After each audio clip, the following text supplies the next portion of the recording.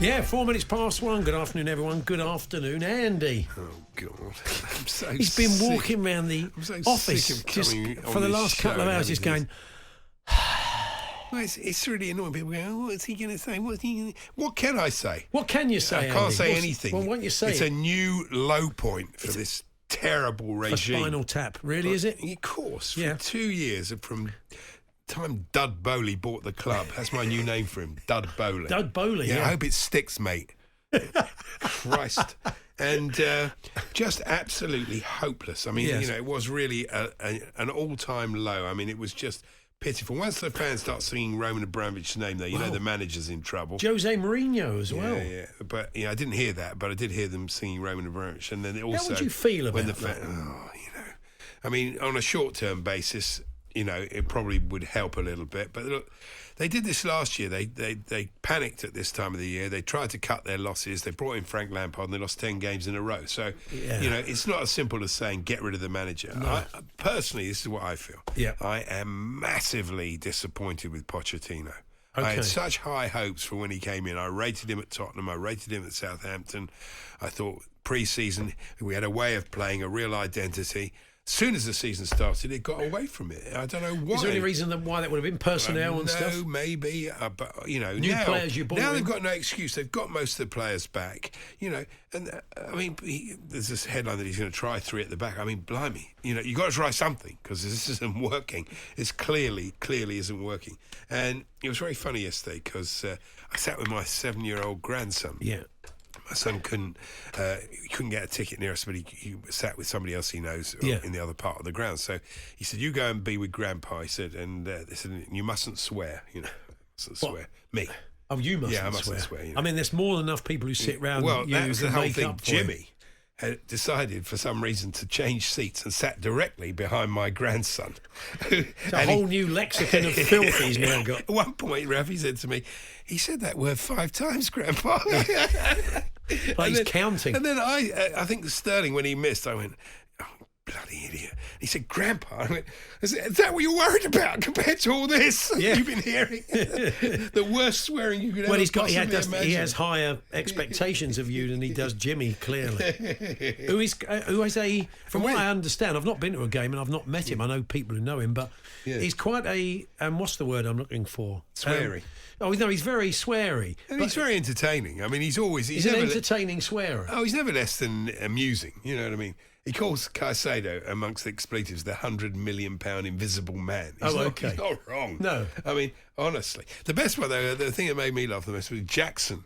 Jackson came on, he thought, we've really missed him while he's been away at the African nations. He comes on, he's offside within 10 seconds. And then he misses a sitter from 2 yards. You go, well done. Get him back That's on the what plane. we've been missing. Yeah. Tremendous. Honestly. Well, I mean... Sterling, I mean, that one, if he scores that goal... 2-2. It's 2-2 just after half time. It's a completely different game. I mean, again, Rafi said to me, "I could have put that away, Grandpa." I mean, he could. Yeah. Honestly, he could. He didn't swear in the midst of that, did he? No. In the new language he learned. No, I'm worried about him at school today. Yeah, imagine that.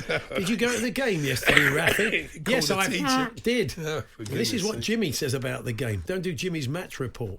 It's just hopeless, isn't it? But anyway, what are you going to do? That's it. We'll talk about Chelsea more later on. A lot of it comes back to the recruitment. It's just so pitiful. Yeah. But Poch himself, I'm so disappointed with him. But what do? Who do you replace him with?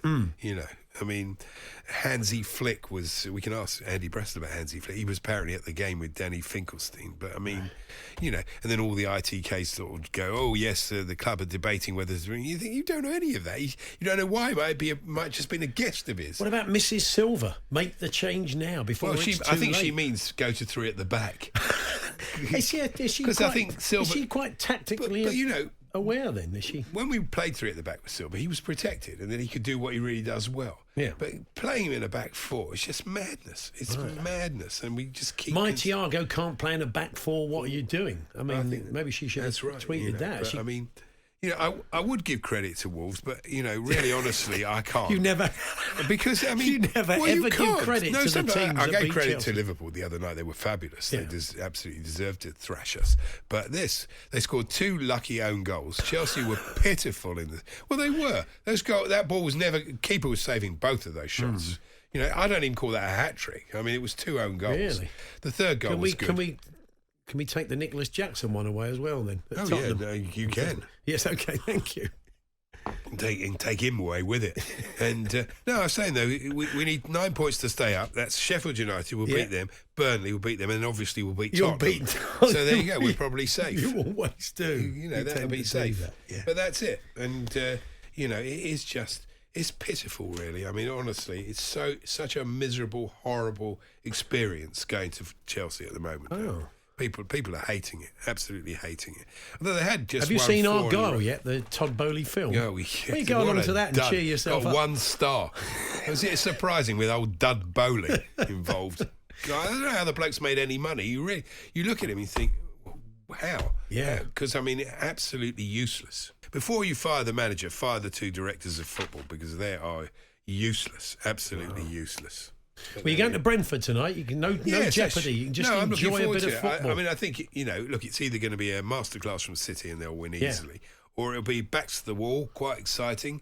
And Brentford do what they do to City before. They've beaten twice last season. Yeah. So, you can go along with quite possibly some beautiful football coupled with a very high level of cynicism with those 2 sides as well. And the Championship title's back on now, which is exciting, and it was a big win for Arsenal there yesterday. Yeah. You can't deny that. It was tremendous. I thought Liverpool were, quite frankly, poor. Now, but, it's a very sad coincidence. We've heard the news at Fletcher Sport that Ian Lavender has died at age 77 from Dad's Army, because sometimes when a game of football is so bad, as fans, you just can't bring yourself to watch it or even talk about it or even rail against the game. So you were telling me, coincidentally, Andy, earlier on that there was 2 blokes sitting next to you. They're behind me. Yeah. Oh, behind you at Chelsea. And what was their conversation? It was about whether Captain Mannering was called Captain Mainwaring or Captain Mannering.